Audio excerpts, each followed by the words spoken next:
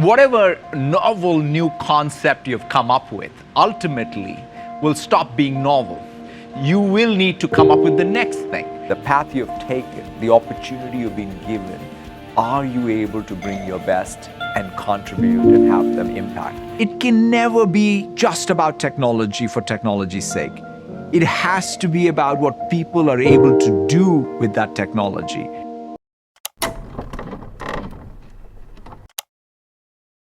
Do you want to be a top CEO working for one of the largest companies in the world? Satya Nadella and his 10 rules of greatness. Check them out.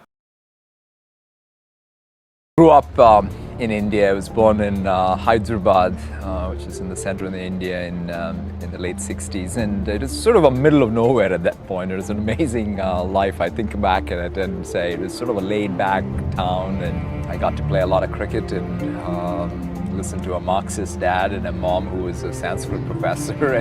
But when I was growing up, you just didn't feel that you were in some race to get somewhere. And thinking of one day, I want to be CEO of Microsoft. That was definitely not the way I approached it. Even the day before the board and Steve told me that I was going to be the CEO. I've always felt that I have confidence. I mean, this is one of those fascinating things, right? I've learned, which is all great achievement happens only when you have self-belief and you have confidence in yourself.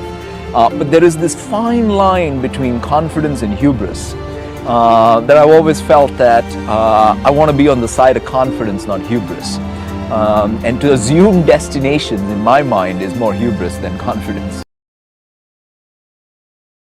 The word that comes to mind for me is empathy. Because if you think about the source of innovation, it's all about being able to meet the unmet, unarticulated needs of customers. And in order for us to be able to do that successfully, you need to have empathy.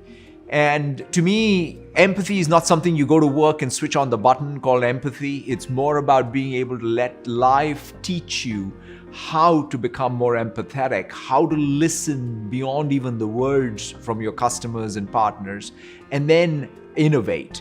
And that to me is what drives innovation.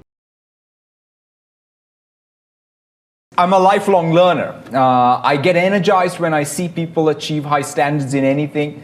At work, when somebody comes to me with an idea that they've implemented and it's something that I've not seen before, that's the thing that gets me going. As I say, I buy more books than I can finish. I sort of sign up for online courses more so than I can actually finish them, but I love it.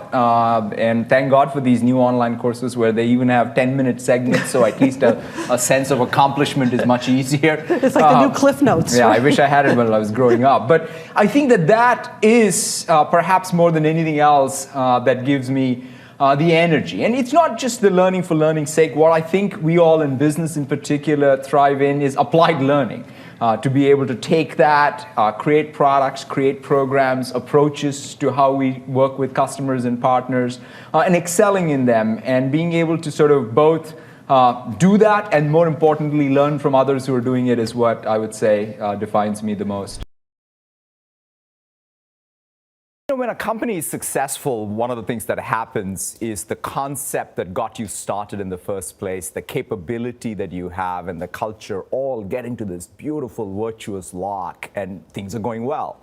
Then lo and behold, you need to come up with a new concept, a new idea for which you need new capability. That's when the culture has to be at its premium. In other words, the culture needs to enable you to come up with new ideas, build new capabilities. So that's why I think for companies to be successful over a long period of time, you need more than a good idea and a good strategy. You need a culture that fosters that growth.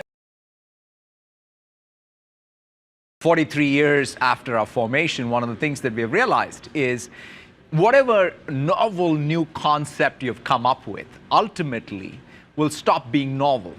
You will need to come up with the next thing. In order to come up with the next thing, you perhaps have to even build new capability. Like AI is something that we've always had, but we are in fact have to be now building even new types of AI.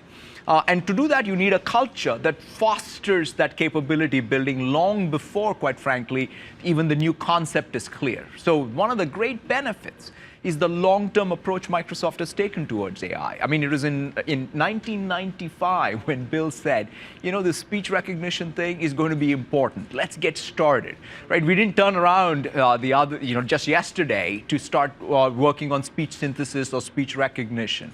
That ability to take a long-term approach, but then seizing these market opportunities when they arrive.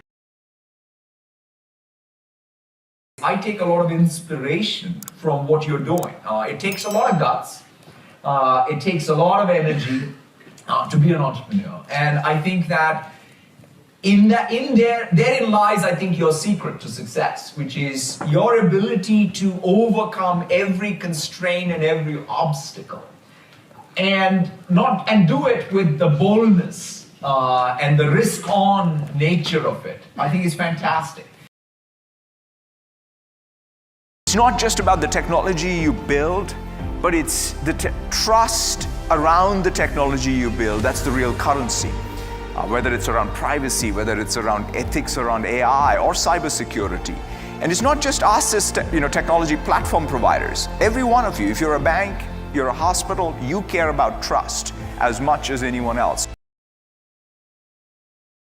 And lastly, perhaps most important of all, is you have to fall in love with what you do. Because everything else then simply becomes easy.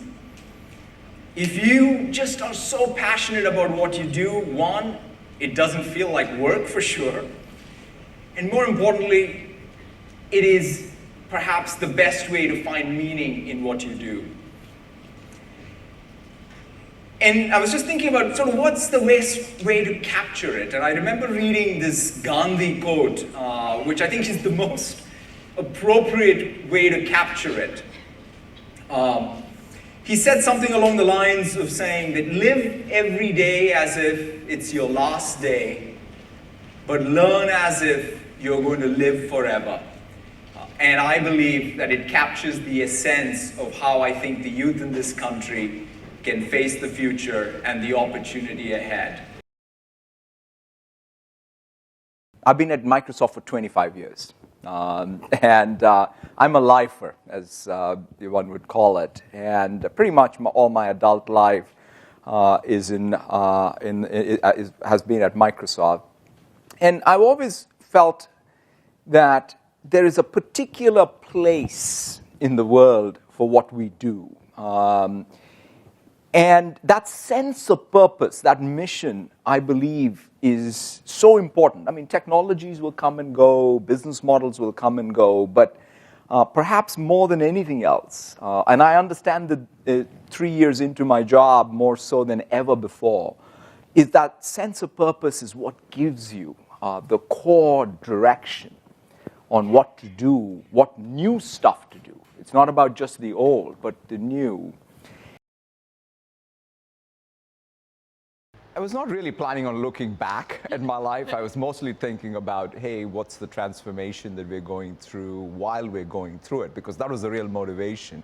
But with some encouragement, I went back and tried to sort of trace what are these hit refresh moments, so to speak, even from my past. I think the thing that I now recognize more so than when I was growing up is the space I got. I think that the ability to think for yourself, the ability to follow your own passion versus trying to fit a particular mold, in the long run has been more beneficial than any academic excellence in the short run could have. And that, I think, is something that I now think is perhaps as important as we think about all of what we say is needed in education. Hopefully you can learn from Satya Nadella's 10 Rules for Greatness. He is a top-level CEO working for one of the largest companies in the world.